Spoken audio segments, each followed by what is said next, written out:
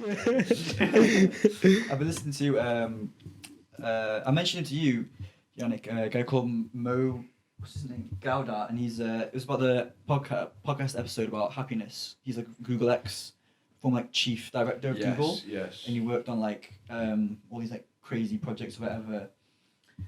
And he was talking about before I go into that, if obviously apart from this podcast, if there's another podcast you do listen to, it's these 2 episodes on Diary of a CEO podcast with this guy. I'll like put him on the screen because I just finished the second one and it's fucking insane. He talked about how there's a lot of contradictions in people's lives, and it's sort of tying to like the weight thing, how people's thoughts don't. Let me find it. I've written it down somewhere. Right, it was. I remember listening to it and I was like, it was like mind blowing. Literally. So he said, what you're feeling is contradicting what you're doing, is contradicting what you're thinking. What? So I'll give the example of the losing weight.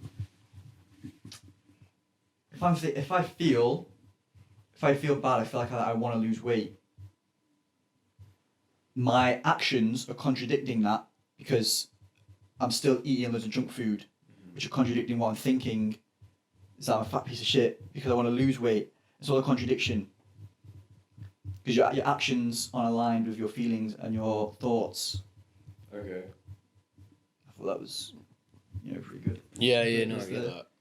And he's talking about how that once you align that, you're sort of in an equilibrium and you're sort of in a balance when you're in your natural place. And how once that happens, everything in life is just so much easier. Once you can align your actions and your thoughts and your feelings. Like I want to be a millionaire, but I just sit on my phone all day. That's not going to get me to be a millionaire, right? Once you get that in line, just sort of you feel whole and better in yourself because you're in your natural place of being. And there's a lot, every aspect of your life. You imagine it like a pendulum on a swing, right?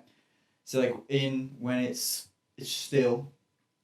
For me to make progress in that sort of area, I have to put no force into it. It's just like a flow. It just happens because everything's balanced. If, say, for example, I want to get into good shape, and I'm out of weight, so my pendulum is going to be all the way up here, right? Because I've got force from my bad habits pushing me up here. If I apply force the other way with good habits and take away the force from the bad habits, I'm going to swing that way. But it goes the opposite way as well when I get too much into it. And it goes this way when I try and use too much weight too fast, and then it affects other areas of my life. When everything's perfectly balanced, everything flows and it's so much easier. When you can get your thoughts in line, everything's so much easier. It just comes naturally. When you get your business in line, it's easy to flow. It's not like trying to put loads of force in one direction because it affects everything else. It kind of has the opposite effect. It's still a negative. And say, another example was Stephen, the guy who has the podcast. He gave an example of like, say, I want to be in a committed relationship, but I put too much effort into my work.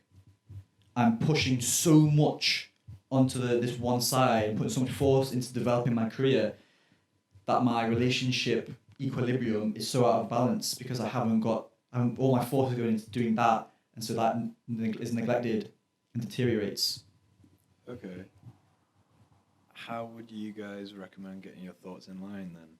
How would you create that sort of alignment? Because that it's all well and good being able to say like, do this, but how do you do that? You've got a journal. I can seriously, I've been journaling for a couple of weeks now, and seriously, it's so fucking good. It's like every night it's like a therapy session, because every night I'll sit there and I write down. I'll read out what I've been just shit I've journaled, right? Yannick's really mean to me today. Let me find a good page. I can't read that. That's the one backlash. What backlash?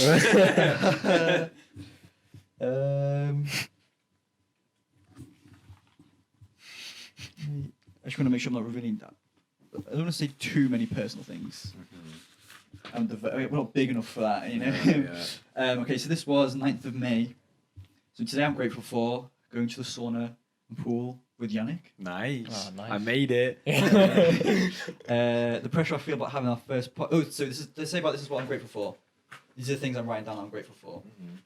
Me. Shut off. Fuck's sake, sorry. Give me a sec.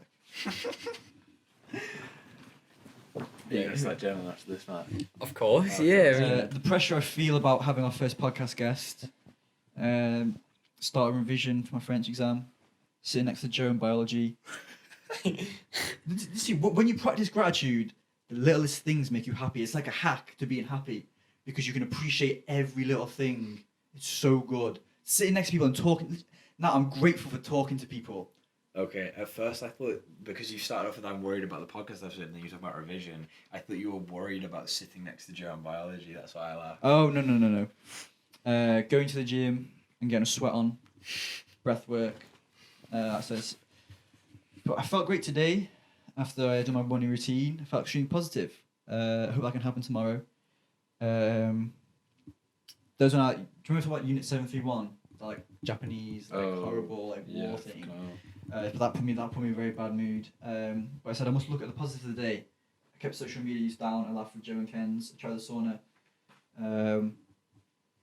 I thought the one thing I wish for my birthday is to laugh and spend time with everyone, have a good time.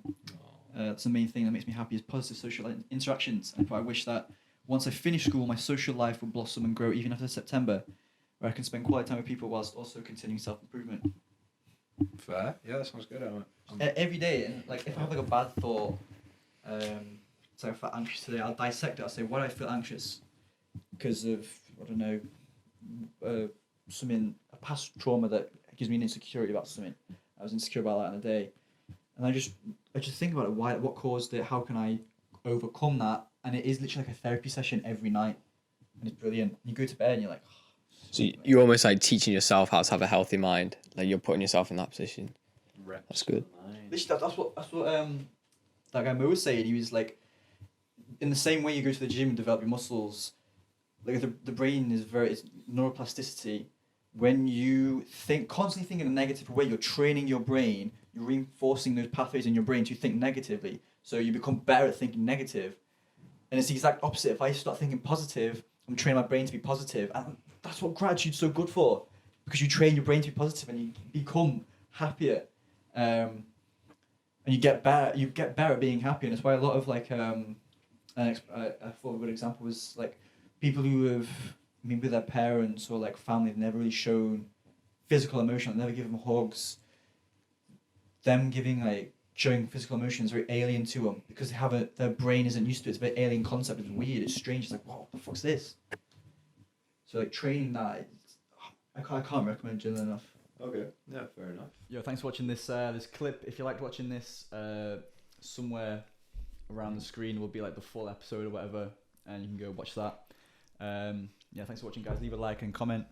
We'll hopefully see you in the next episode.